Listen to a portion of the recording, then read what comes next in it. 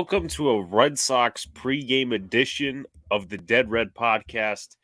And a very exciting day for all of us today, as if you're a football fan, it's the NFL draft. We may get into that as well. Apologies for the late notice, and I apologize to Sox for the late notice as well, because I didn't have to go to school today. And then what happened was about maybe a few minutes before or after I left my house, my professor emailed and said we're canceling class. So I went to school for nothing and I wasted $275. But with that being said, a lot of topics to discuss here on the Dead Red podcast, and we're going to go right into the game for the Red Sox. I'm watching my Yankees game right now as they are down 2-0 to the Baltimore Orioles. But Sox, man, I haven't seen you or talked to you exclusively in 2 weeks, other than Snapchat, man. How you doing? How are the Red Sox doing? Because I've heard they've struggled a little bit. Yeah, man. Well, it's good to be back. Finally, we've been able to do a little podcast here. Not what we're used to, but glad we could squeeze it in. I'm doing well, man. Dealing with a bunch of stuff outside of content creating, but getting through it as always. The Red Sox have been battling, man, and the bullpen, like we talked about, is the big topic of conversation. Jake Diekman blew the game the other day. Luckily, we got a big win last night. The offense finally showed up. They were due for it, but it was good to get that win against Toronto yesterday. Try to split the series today. The Red Sox are on the longest road trip of the season, so they're not going to travel on any longer road trip all year. So it's good to get it out of the way early, at least. But yeah, I mean, today's a big one to try and split that series with Toronto and then head to Baltimore. So I love the Eli Manning jersey. Giants gonna 2 big picks in the first round tonight, so I'm excited for that. Yeah, shouts to everybody in chat. Shouts to Jets. Mess. I will be at a Jets draft party tonight, unfortunately. Hopefully there's a couple of Giants fans there that I can relate to. And shouts to Potato, who I believe lives in the Czech Republic, or at least within that area. Maybe I'm wrong, but he was a big supporter early on when I gained 100 subscribers. And, whenever he tries to come into the streams, he comes in and he said he's sad he won't be able to watch the draft till 5 a.m. like last year. Yeah, probably because of work kicks and stuff like that. Because I know you were going to school last year and stuff like that. So there's probably as to why you can't do that. But appreciate you guys tuning in. Yes, Czech Republic. So I think they're about 6-8 hours off of us. However, with that being said, and I know this is a dead topic, and I really want to get Sox's thoughts on this, and he hinted at it in one of his videos. Sox, your outside opinion before I tell you my inside opinion, since I went to the game on the Myles straw incident. Yeah, see, and I thought that video was great that you made as well. I mean, there's a lot of stuff going on about that topic. Obviously, you don't see that kind of stuff very often where the players go up on the wall. I mean, I don't know if I've ever seen something like that. We saw Verdugo talking to Yankees fans last year, but I don't know if you saw the updated version of somebody that was right there with him. They had their camera, so you heard what he said. He's like telling him to hit him, but obviously Myles Straw out of line for that. I mean, baseball fans have been talking shit for so long, and they've talked shit since the beginning of the era. I mean, what is it that finally put him over the edge to go jump up on the wall? I don't understand. I don't understand it at all. But as a Red Sox fan looking at the Yankees fans, you know what you're going to get. It's a hostile environment. It's not any different than Boston. A visiting team, you're going to get it. You're going to get it all night long. And it's just, there's 2 things. It's bad for baseball because of the respect factor between the fans and the players, but it's also good for baseball because they're talking about it. Nobody's been talking about baseball this much, and now you have the Myles Straw incident and the internet blows up. I think at the end of the day, it's actually good for the game, to be honest with you. Yeah, it makes us look bad. Just give me 1 second because I'm going to bounce my camera on something, and I'll give my first thoughts. Because You're good. I was actually I probably said it 1,000 times, but for those of you who know, I was a section below where they were throwing the beer. So just give me 1 second. I'm just going to grab some books. I need a balance. What's up, Tony Clark? Welcome to the stream. Yeah, shout out to Tony. He's been in my streams with the draft, and I know he's very excited about his Texans with the 2 top picks as well. So, Jets have 2 top picks, so Jets mess can obviously relate. What was I going to say? The Giants have 2 top picks. and then Houston. So obviously, we're all in the 2 top picks party. We'll try to get this glare It's a out. big night tonight. Draft night's always it's always interesting for us teams that are at the beginning of the draft. Of course, of course. So let me just see if I can just tone these down real quick. Don't want to get too much of a glare. Okay, that should be good. So I know a couple of you guys have heard this already, but I'm going to explain it just for the sake of the Dead Red podcast. So I'm actually going to upload a picture of me, and I'll maybe try to clip it without getting copyrighted. But there is a video of Mercado after the beers were getting thrown, going back to our section. You see me in the right corner just jumping up and down, and there's a lot of weird stuff Nice. in there. But I actually did capture a picture. I'm just trying to see if I can pull it up. Let's see. There is a picture that I took, a screenshot to be exact, of where we were sitting, and hopefully I didn't delete it like an idiot. I'll just pull it up on YouTube. I mean, who cares anyway? Uh, Once again, thank you guys for coming out and supporting us during the day. Let me just, of course, you got to have the ads over here. Um, so to outline the situation before I go into the video, as the Yankees just ended the bottom of the third and still do nothing. So it's weird, right? And I kept, even though you think of a Yankees. Yes, actually, I saw that Daniel Jones will not have his option I did not see that. exercised, and Dexter Lawrence will have his option exercised. So, I mean, I didn't fully expect Dexter Lawrence, but I expected Daniel Jones's option not to be exercised. And to be honest, I do agree with it, even though I own a Daniel Jones jersey myself. Fuck. Yeah, but it would be $21 million next year, and I don't think the Giants have that money, especially right now. So, as a Yankees fan or as an outside fan expecting of a Yankees fan, you don't expect Yankee fans to go out and defend certain players. And that was me of Alex Verdugo and George Springer this weekend.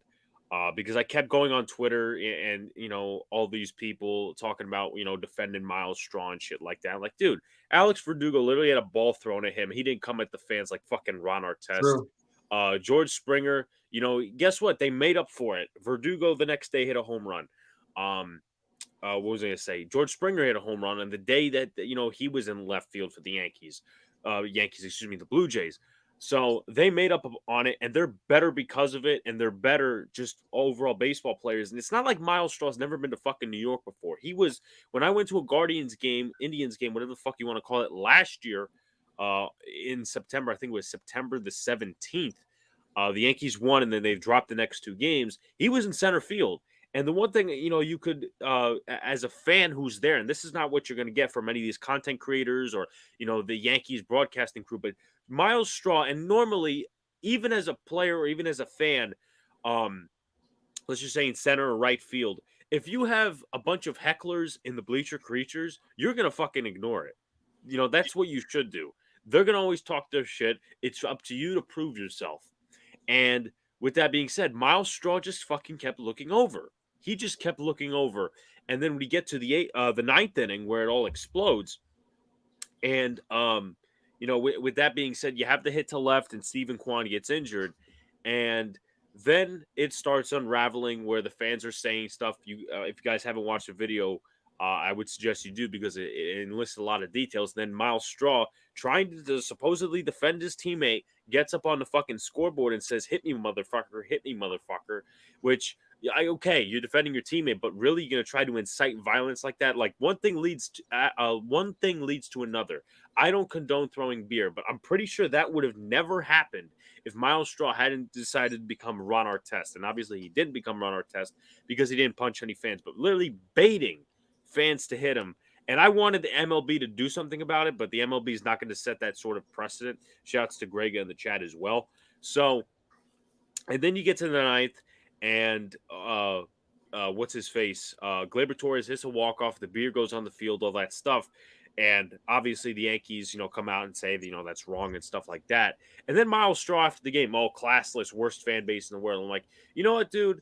I'll say this, and you hear me Sox ripped the Yankee fans a lot for their opinions and stuff of just accepting this the last few years, and they have played well. We will get to that. This mediocrity, though, the last few seasons, just the standard of Yankee fans. And I could say, okay, the good Yankee fans, the Yankey fans that expect the most out of the team, they criticize the fans. Meanwhile, Cleveland has a bottom three fucking payroll. They're in a rebuild. They've been rebuilding for God knows how long.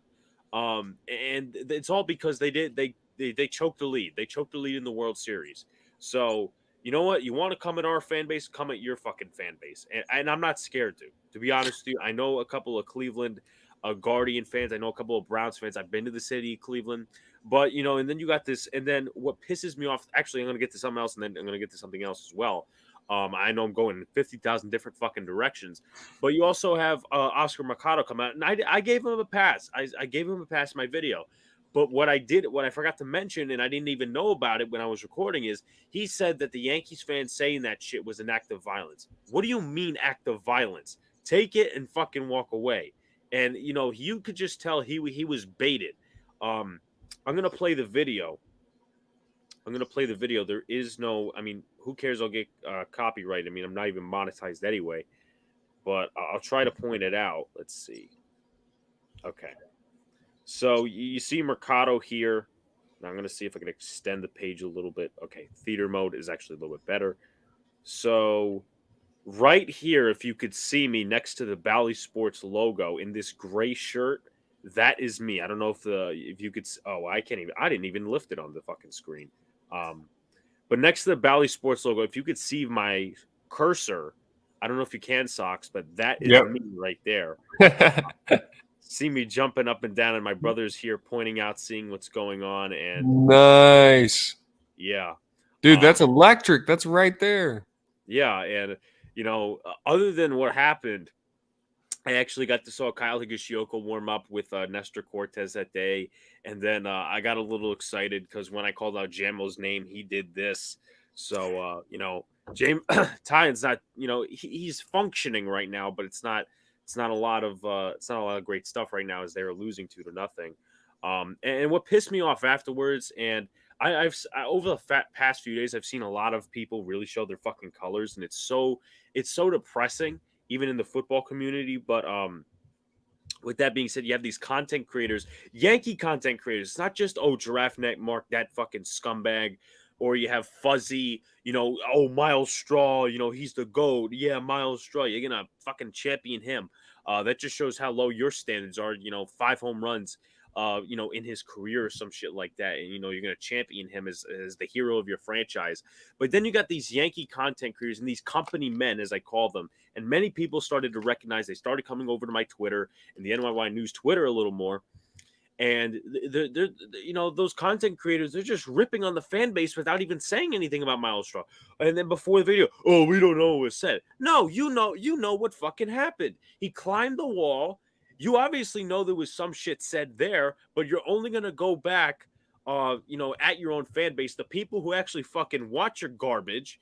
You're going at the Yankees fan base who actually watch your fucking garbage, but you're gonna go, try to appease the Cleveland fan base and all this other shit. You know what? And then there's Sweetie Murdy. Oh, they're gonna find you. What are you, a fucking narc? Oh, they're gonna find you, really? Like, you know what? I understand, and yes, they did. Throwing beer is not okay. I wouldn't have thrown it if somebody asked me to. But the fact that the people it just shows the true colors. And if you're not on the NYY News train, or even for this channel or whatever, you got to be on this train, because we have the fans' backs when it's necessary. They don't. All these company men that work for the Yes Network and all these other cats, they're not saying anything because it's not good for the likes. It's not good. You get a lot of dislikes, even though YouTube don't share the dislikes. It's not good for the dislikes. It's not good for their channels because because that will ruin their future in terms of either working for the fucking Yes Network. Why did you throw that away, Kyle Higashioka? Anyway, that will ruin their futures of working for the Yes Network or possibly collabing with these scumbags. And I'm going to say this as well. for these 300K, subscriber YouTubers that are baseball people, supposedly, like Giraffe Neck, Mark, and Fuzzy. What do you do all day that you get this 300K subscribers and make these casual takes? What do you do? Play MLB The Show 24/7 and come out and say Shohei Ohtani is the best baseball player that lived all time? I mean, it's a fucking joke. It really is. And once again, I've experienced it the past week. I've gotten over it a little bit in terms of different situations, but man, people are really starting to fucking show their colors. And if So you're these not guys up are to the game, sticking up for Straw? I mean, is that what you're saying? These guys are sticking up for Straw, saying that he did the right thing? it's not that. It's that they attack the fan base, not even mentioning Straw. Well, so okay, I understand. So my thing is and you said you had ties to Ohio, you've been to Cleveland. I Yes. I have I've been to Ohio many times in my life out here from the West Coast. My dad lives in Ohio. I've been to Cleveland, I've been to Columbus, I've been to Cincinnati. I've been to quite a few sports cities, and to be honest with you, I don't defend Myles Straw one bit. I think it is ridiculous. And if you go to his town, Cleveland, which I have for a baseball game, you hear the same kind of talk. And I know it's early at Yankee Stadium. Those early season games kind of feel like a playoff atmosphere because of how electric it is. Everybody's excited to be back at the stadium. The juices are flowing. Somebody gets hurt on that big play. Stephen Kwan gets hurt on that big play in left field. And to be honest with you, the Yankees fans throwing stuff is it's too low for me. I understand. It's way too low for me because I don't think something like that happens in Boston. Somebody goes over to the right field wall, starts pushing, maybe even starts pushing and shoving. I still don't see Sox fans throwing beer at that point. I think there's a certain level of respect for the game that, to be honest with you, some of those guys at Yankee Stadium probably have no idea. They're probably drunk off their ass and don't have any idea what's even going on. And once one person does it, it's over. It's the mob mentality. If you're going to go and try and hurt some players that you supposedly love the game of baseball, it steps over the line. It's absolutely ridiculous. It shows that people are saying that the Yankees fans are the lowest fan base there is. They're backing themselves up when they do shit like that. Yeah, and I don't really like that notion because I feel like, it's not necessarily. I don't think personally it's those type of events that say, and I'm gonna try to fix this camera because obviously it's like in bad quality right now, so I'm gonna add an extra light. But I don't think it's to be honest with you, that yes, it does pile on to the narrative. Oh, the Yankees fans are the worst, but it also piles onto the narrative that they're worst because obviously, the expecting of the high standards, people expecting that the Yankees should be a World Series team year after year after year. That's why, in my opinion, the Yankees get the whole rack of, oh, their fan base is the worst in all of sports. That's a good Um, point too, because it's like Lakers fans and Cowboys fans. To me, it's like they think they're so good and they're going to be in the championship every year, and not one of those teams is produced. The Lakers got a Mickey Mouse ring, a Disney World ring, and then Dallas and the Yankees. I mean, it's been since '09 since the Yankees competed in a World Series. What are you doing throwing beer on the field? That doesn't make any sense. no, I definitely agree with you. But what I will say is this, and this is not to make positive light about what happened at the stadium. We got this one guy who follows me, by the way. He's saying, "Oh, those aren't Yankee fans. They're not Yankee fans. They're not true Yankee fans. Whatever, whatever." First of all, once again, not trying to say, "Oh, what they did is right," which it isn't. But you tell me what they're not Yankee fans, and thinking to myself, they went out to the stadium regardless of what they did. They went out to the stadium and bought tickets. They bought the $18 beer and they wasted it, obviously, but they wasted that shit. They did all that stuff. They came out to the stadium while you're sitting on your ass trying to make content and trying to come up in this world. And that whole organization that I'm not going to even mention and give the fucking thought process of mentioning for clout reasons is a whole bunch of fraud. Like you have this guy claiming he's the sorcerer and all this, and it's just weird. But yeah, I don't support what they did, but don't say, "Oh, we don't claim them" or all this. They're a part of your fan base, whether it's going to be, a small bunch or halfway of the bunch. They're part of your fans, and that's something that the Yankees can't get rid of.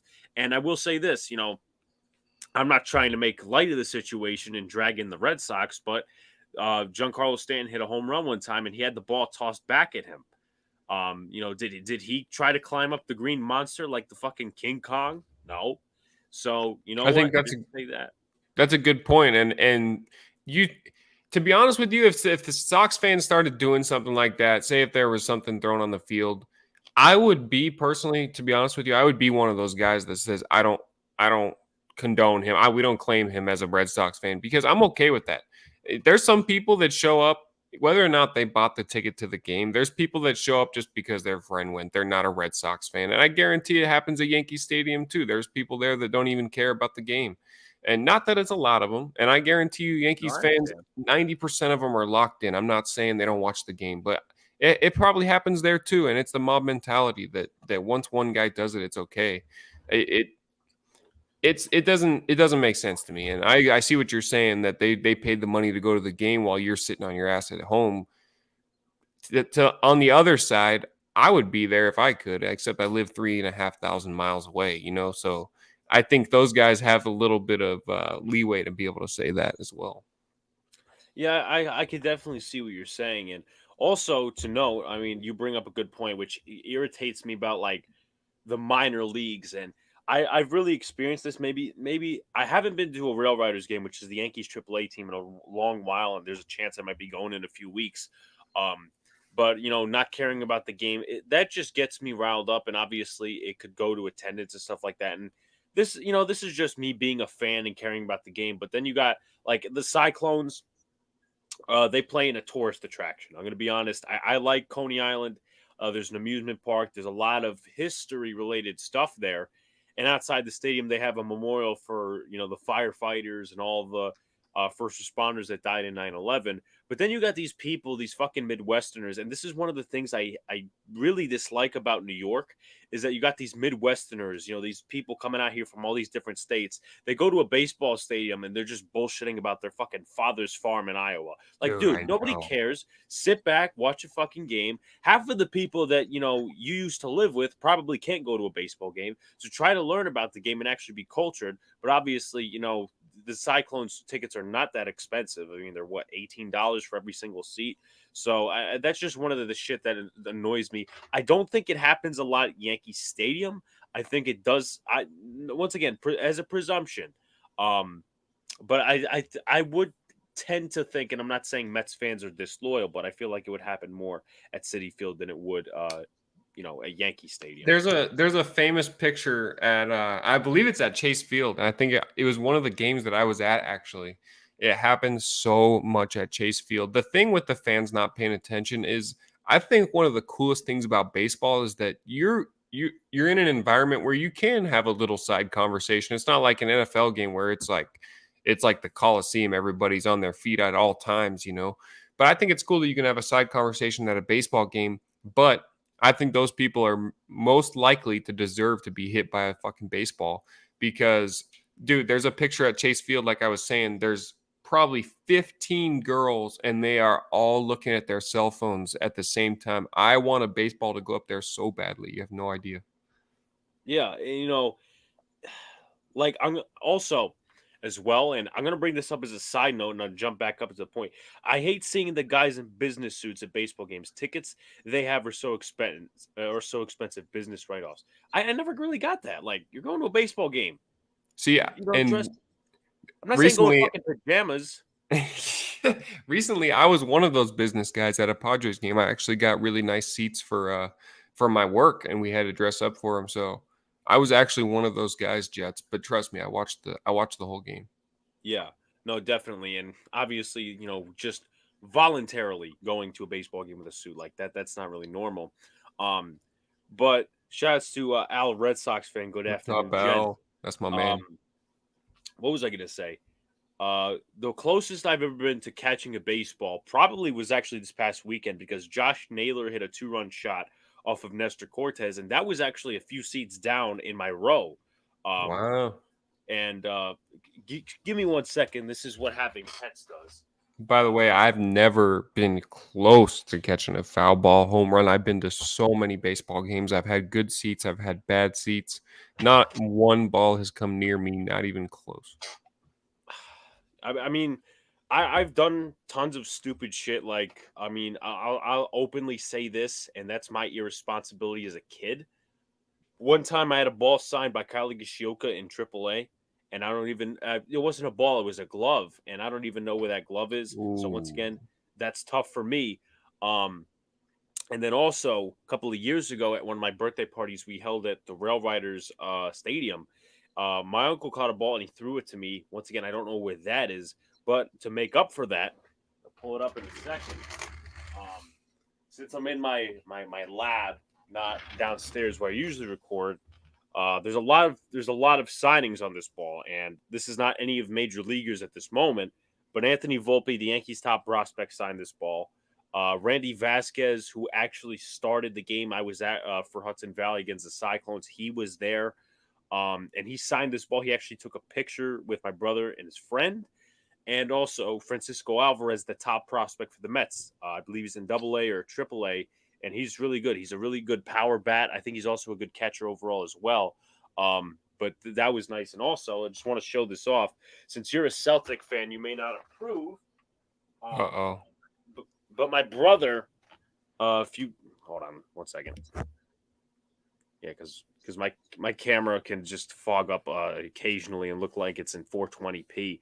Um, But my brother a few days ago went to the NBA shop and bought something over $75. And what did he get with over $75? He got a Knicks hoodie. Why did he get a Knicks hoodie for over $75? Because he met Obi Toppin. So Whoa. yeah, That's um, awesome. yeah, he took a picture with him. I'll pull it up. 1 second. The guy actually took a video of it. Weirdly enough, but you can still count it as a picture. Uh, Here. It's the moment that matters. The moment that matters, right? And my brother called me right after. He goes, "Yeah, he's such a chill dude." So this is my brother and Obi Toppin, and he's like 6'9" or 6'8". I mean, he was sitting down, but you know, just a lot of fun moments there. I don't know. I don't know. I was going on something. We were talking about these disloyal fans and shit like that. But oh, I know where I was going with this. So when Josh Naylor hit that homer, and this is not something I really approve of. This was going back to the Verdugo thing where they threw the ball at him. Um, when Josh Naylor hit that home run, the Yankees fan caught it. And he was, I'm gonna tell you, these drunks kept harassing him because he wouldn't throw it back on the field. I'm like, dude, you know what? Like, I didn't say anything, but there was a lot of other people that did. Like, shut the fuck up already. So obviously you'll have those people. Um, I'm telling but you, what a terrible environment to be. I wouldn't want to go there as a visiting fan. yeah, I mean, like, I wondered to myself, to be honest with you, like after the game, like, is that guy ever gonna show up to a Yankee game again? I mean, No. I don't know. Um, Shout outs to MH. AL East is so competitive. Yeah, congrats on your Mets doing good lately. We'll talk about that brawl in a bit because I feel like that's a very interesting topic to get to as a part of this pregame show. Um, Now I just missed where I was going with that. We'll be calling the Red Sox game too, by the way, Yep. guys. I need to find a way of watching because obviously I got the Yankees game, but I don't have a stream for the Red Sox game, so I'll probably got to get something. Um, so I'm trying. Oh, there was one time, and my former coach told me this, and he's also my friend's dad. That one time he was at an Angels Yankees game, and this was batting practice, and Albert Pujols hit a foul ball towards these people on their phone, and they were scared the shit out. I'm like, and then I reacted. I'm like, dude, that's Albert Pujols hitting a foul ball to you in batting practice. Hall of Famer, longtime St. Louis Cardinal, and he's on the Cardinals now. But it just pains me to see these people, come on their phones, and then, obviously a couple of years ago they did implement that new netting for the one baby that was hit by Todd Frazier's foul ball. That's something you can't, that's something you can't prevent, or you can, but you can't. Where it's not, this guy's on his phone, and I hate the Orioles doing this four outfielder bullshit against Gallo, but he might strike out here, and he will. He's gonna strike out anyways. It doesn't Yeah, matter where they play. I was gonna say some positive things too about him. Um, but it's just to put these protection nets up, and then you have the fans who take advantage of it because I'm on my phone. It's It gives. I mean, the Nets do give people an excuse to be on their phones more, but I love the Nets. You can't not love the Nets. I mean, Jesus, people are. Little girl got hit. I think I forgot who it was, but yeah, Frazier hitting the baby with a yeah. line drive. I was at Angel Stadium, I believe, last year. The Rays were in town. Me and my girlfriend were like, "Hey, let's go up to the game." They have these the sun obviously setting on the west side of the stadium. They have these like corridors where the sun comes through, Mhm. and I think it was Pujols hit a foul ball in our direction, but it went right into that sun filled corridor, and I knew the ball was coming like somewhat near us, and I couldn't see it, and I'm like, oh my god, I'm gonna get hit with this foul ball right here. It ended up being 5 sections over from me, but the whole 3 sections couldn't even see the ball because of the sun. Yeah, I just need to exit out of this Twitter thing real quick. So, all or nothing, Gallo. Yes, the Junks fans are great no matter where.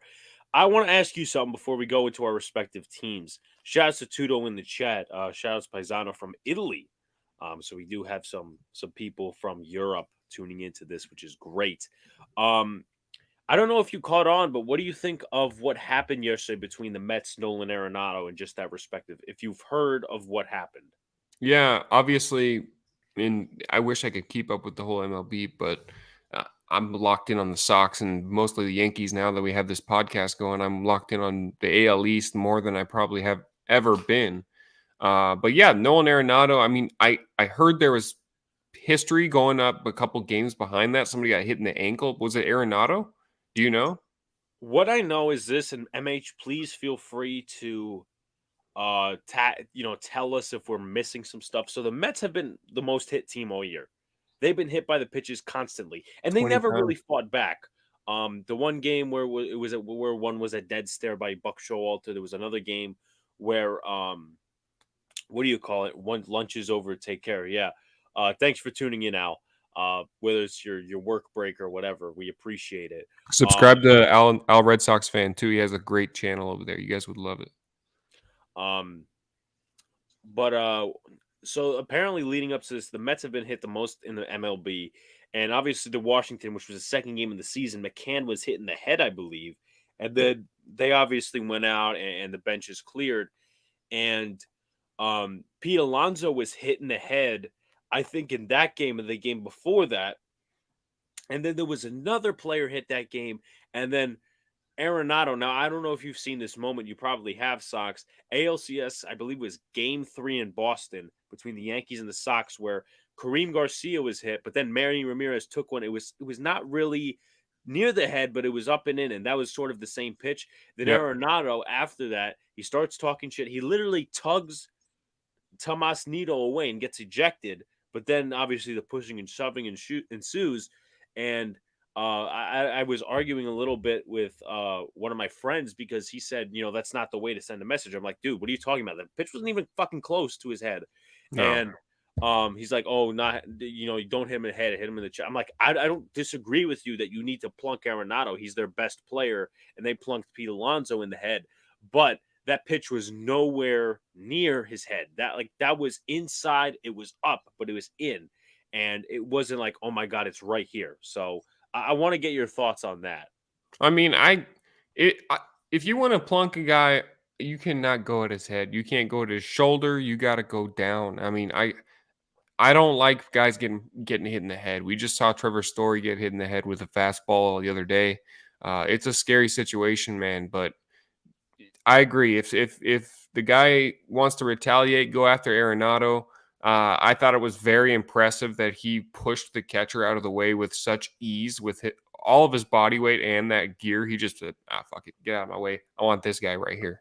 And I thought that was really impressive. But obviously, things are going to boil over to a point. I mean, if there's that whole series had history, it's going to get to that point. And luckily, it wasn't a huge brawl, to be honest with you. Yeah, everybody came out. There was some punches thrown. A guy got tackled, but we've seen much, much worse.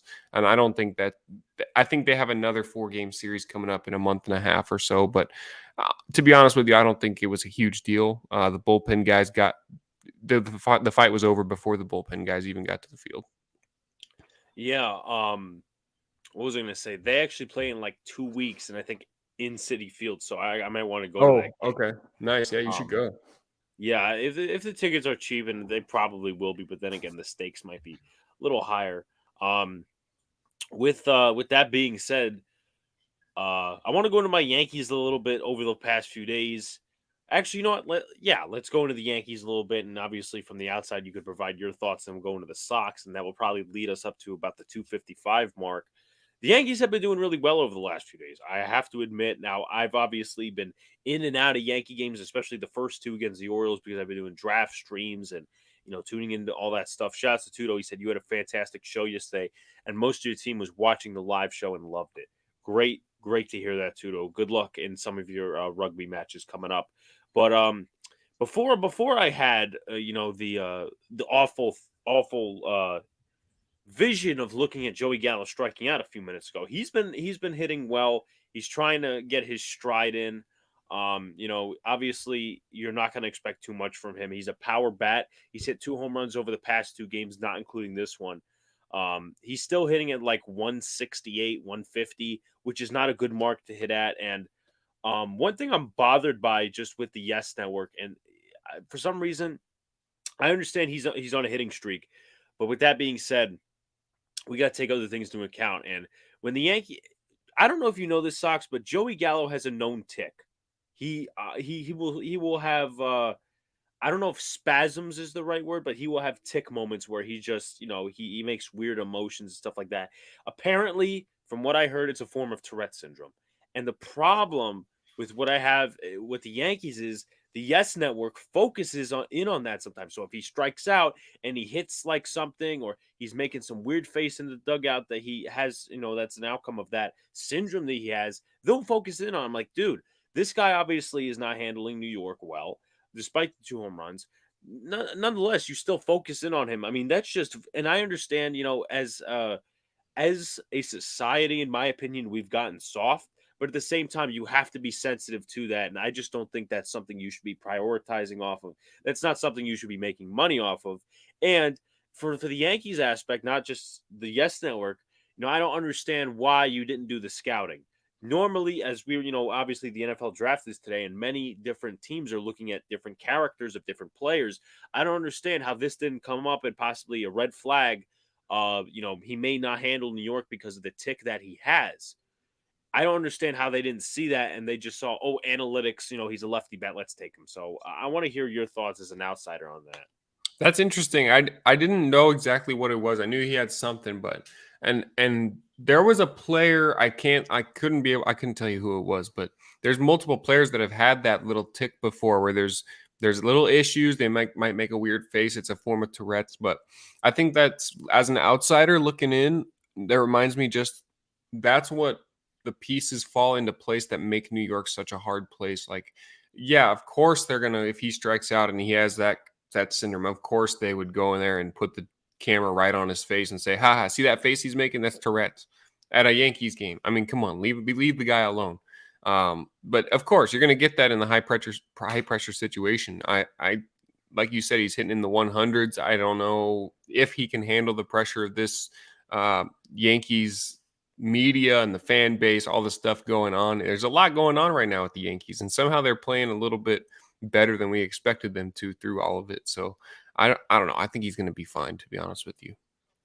Yeah, and even though he's hit 2 home runs, I still say, and I will stand by my word, as Jameson Tyne comes out of the game from Miguel Castro, I think they should deal him before the deadline. Go to a team that's winning, not big market, or go to a rebuilding team or a team that's mid, and they just need that one player to exercise to really light up offensively where there's no pressure. And I'm not going to say that the Yankee fans don't have a right to pressure any player that comes to New York. They have a right, and I'm not saying totally say, oh well, Joey Gallo's not hitting well because of his tick. Nobody's saying that. Nobody has a right to say that. But in terms of where you could say some similar stuff is, why is the Yes Network focusing in on that? Why are the Yankees not doing their due diligence on character type players? Those are my thoughts right now. Joey Gallo is hitting 155. He struck out twice today, so that's not good. Um, Yeah, they're not Overall, gonna I like. say that it's his whatever it is because he's striking out, but if he strikes out and then you bring it up, it's the same thing, right? Yeah, I mean, they'll go in the dugout with the camera. Well, not literally go in the dugout with the camera, but focus on the dugout, and he's just either screaming and yelling or whatever the case may be. I mean, he's I just don't think it's right personally. But to go back to more simpler topics and probably more positive in terms of the Yankees, and you guys know that I haven't been too positive about the Yankees. Um, but with that being said, a lot of good stuff. They swept the Guardians. Garrett Cole finally had a good start. I need to see a couple of starts against good teams. I thought he should have finished that seventh inning. Obviously, he didn't, but he still had a good start. We crushed Aaron Savali. Nice come from behind win when I was at the game, and really 2-0 when I go to Yankee games this year, but also 2-0 when it comes to walk off situations, and the Yankees have done that. Obviously, a little bit more of an offensive game, the second game than the first game. Uh, see what else? Isaiah Kiner Falefa, and you probably heard me criticizing him early on in the season. This guy, he's not being what he's supposed to be, and all this other stuff. They gave him the day off today. I'm going to see yesterday what he did. Might have to so he was 1 for 3 yesterday, which isn't bad. He's hitting 298, and a lot of people were expecting 300, this, and this. I would like him to steal bases more. I think the Yankees should put him in that position to steal bases more, but he's been, he's come along. He's come along, and I wanted him to come along as not just a starting shortstop or a stopgap for whatever the Yankees want to use him as, but just overall a nice contact hitter. And I feel like they should get another contact hitter in a trade for Joe, that sends Joey Gallo elsewhere. But Connor Faleva has been a nice addition so far. He's obviously made his stride. Glaber Torres, he's been on and off, but he has tried to come back to what we expected coming out of spring training. He was 0 for 4 yesterday with 2 strikeouts, which isn't good.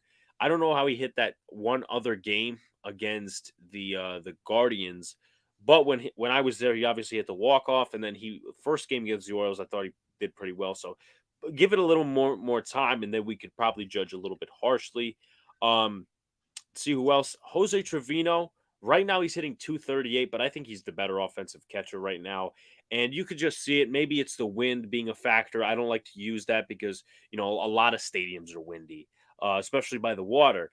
But Kyle Gishioka, within, and I'm saying this, when he was catching Garrett Cole this season, a 6.48 ERA.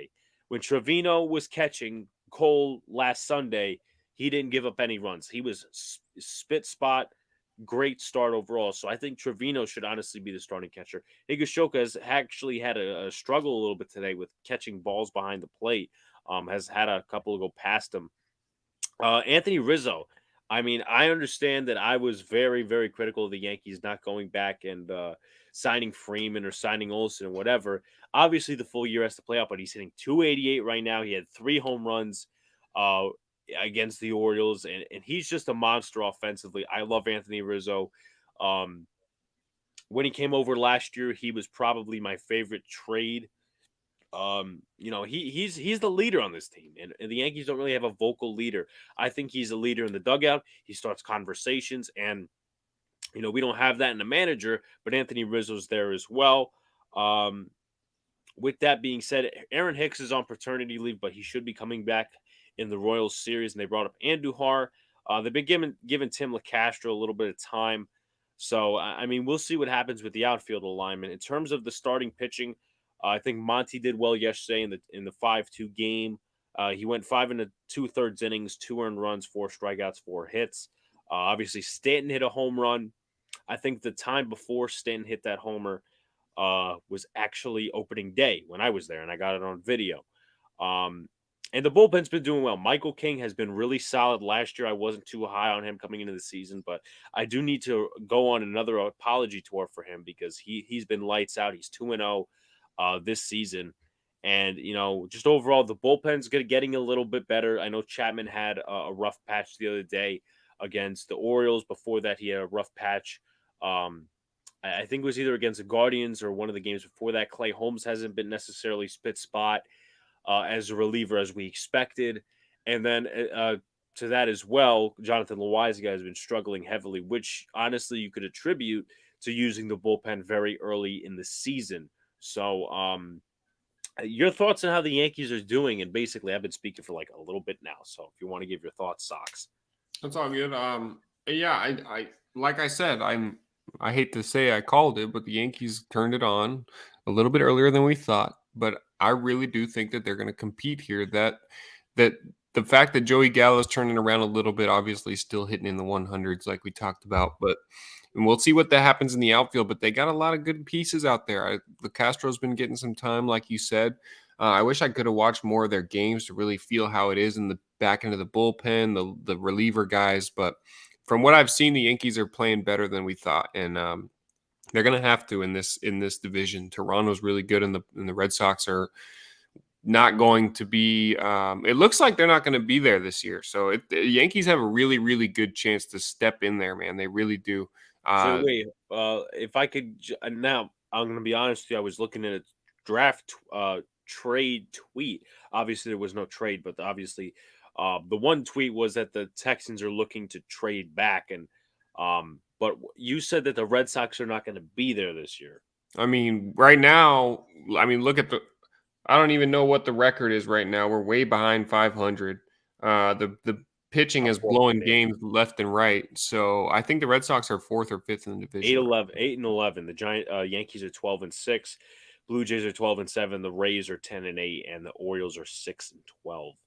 Yeah. So I mean, we're in jeopardy if things turn around really quickly. I like what the Yankees are doing as an outsider, obviously not as a Red Sox fan, but they got a real chance to really step on the pedal. They just got to decide whether they're all in or all out, because there's been talks in the last couple seasons of should the Yankees be sellers or buyers at the deadline. All this talk, I think they got to step on the pedal and really just go for it. They will never really sell like they did in 2016 because I think it's all about image.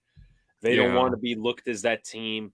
It could have been better like 5 years ago in terms of, image and stuff like that, and possibly rebuilding in the way they did in 2016. But now that you have the Mets playing like that, Hal does not want. Let me just fix my camera a little bit, wipe it off. And I know my camera looks like shit right now. I gotta reevaluate in between breaks. What was I gonna say? But now that the Mets are coming up as a major factor, there's absolutely no way the Yankees are rebuilding. So at the trade deadline, make moves to, and obviously this is based on how they do now. Make moves that make sense for the franchise. Don't make moves that don't make sense. Do your due diligence. Go out, and if you need another lefty bat, whether it's contact hitting or whatever, go out and trade one. Make Jose Trevino the starting catcher, or trade for a starting catcher. Make the moves that make sense. That's what I will always be on board with. The Rizzo move made so much sense last year. Honestly, I didn't want the Yankees to come in and actually I didn't want them to buy because I didn't think they were going to the playoffs. Obviously, they were a first-round exit. However, with that being said, Rizzo was my favorite move because he was great. Well, I shouldn't say he was great, but he was good. He was solid enough, and he was definitely better than some of the other acquisitions that we did make at the deadline. But once again, if they continue playing like this, and we know there's going to be hot spots and cold spots, but if they continue playing like this, they definitely need to go to the trade deadline and get another lefty contact bat, in my opinion, or just get another bullpen arm or starting pitcher, whatever the case would be. Shouts to Jeffrey. I know he was asking yesterday when we were going to do this podcast, but this is a little pregame Red Sox edition as they play the Blue Jays next. I'm watching my Yankee game right now. If I'm not mistaken, now I haven't tuned in too much in terms of the Red Sox stuff, but didn't Nick Pivetta get an appearance lately? Yeah, Nick Pivetta's had 3 starts on the year and really just shown us his true colors. If the guy's not ready to start a game, I think I mentioned in a couple videos, the guy's ERA is well over 10 now in 3 starts. He's thrown 85 pitches through 4 innings in the last 2 outings. As something happened in the Yankees game. What's going on? No, the third baseman made a really nice play, and then the first baseman couldn't fucking pick it. Like that's oh, that's tough. That's That really is tough. tough as an infielder. But go ahead. Dahlbeck's working on that right now for us, but he's doing a really good job. I just want to go through real quick, make a couple points before we got to get out of here so we can start the other stream. We'll be streaming the Red Sox game here against the Blue Jays, trying to split the series. A day game in Toronto should be fun. We got who's starting for us? Garrett Whitlock on the mound today, who, by the way, I'll talk about him in a second. Just want to make a point about Trevor Story, who he practically cost us the game the other day against Toronto when he threw the ball away at first base. It was not an easy play, but something that's definitely doable for him. Moving to his right, threw the ball away. Blue Jays keep the inning alive, end up winning on a walk-off. Excuse me, it was the Rays in Tampa Bay. And so Alex Verdugo has been one of the all-stars of our team this year, one of the top two bats, leading the Red Sox in exit velocity. He's got a few big home runs, hitting the ball back up the middle. Really proud of what he's doing, hitting 254 on the season. Rafael Devers and Bobby Dahlbeck, like we talked about on the corners, playing good defense. They're going to be a really big deciding factor on how far the Red Sox go on defense. We've been playing Travis Shaw DH. JD Martinez with that injury. I'm not sure if How is Shaw been? Because he's not a good hitter. he's not a great hitter, but we're really thin at third base, so we can put him at DH. I mean, we're really thin at first base, so we can put him at DH or he can play first. JD Martinez got injured rounding first the other day in that cold game, so we just need to keep everybody healthy. That's the issue because we don't want to see a scenario where Christian Vasquez is playing first base. We got to have Plawecki playing catcher. I mean, it's going to be tough. So everybody's got to stay healthy, including Story. He had food poisoning to start the season. Martinez is not playing today, as Jeffrey says. It is Travis Shaw in the DH spot today. The Blue Jays have Manoah on the mound, so put up a bunch of runs last night. Should be good. I'm proud of what the Red Sox offense has done, but it's going to come down to the pitching staff. I mentioned it in the videos if you guys haven't seen them, but Nick Pivetta cannot start another game for the Red Sox. The guy is just not built to start games. I don't know if you've seen it, Alex, but guys just are all over his fastball. They know when to spit on his off speed. I just don't know what it is. Guys are just seeing him so well. His ERA is over 10. He's getting shelled the last two starts he's had. He threw 84 pitches through 4 innings. It's not good baseball. We had Michael Wacha pitch really well last night. That should be an example for the Red Sox, the way Michael Wacha pitched last night. Whitlock, though, I'd like to get your thoughts on this, the Rule 5 guy from the Yankees. I think we need to have him on the mound more than every 5 days. He's starting tonight, so which means Cora wants to sneak him into that rotation. I think his arm is so good that we might need him more often than every 5 days because of how dwindled this bullpen really is right now. So you're saying not as a starter, but as a relief pitcher used very often, like for the Yankees, a Jonathan Loaiziga if he's good. Yes, exactly. Okay, no, Because he's I too agree with you. valuable. I know a lot of people. I think you said in one of your past videos that they want Whitlock to be a starter. Like that's something I don't see. Like if you use He's him on the one bump inning, tonight.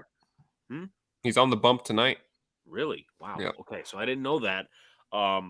But the way I see Whitlock for you guys is probably just, like a Jonathan Weisigo, whatever role he's in, middle reliever, setup guy, whatever the fuck he is, for the Red Sox, just use him one day, rest a day, maybe rest 2 days, come in 2 days, and perfect situations. Obviously, those are not all going to be win games; those are not going to be lost games.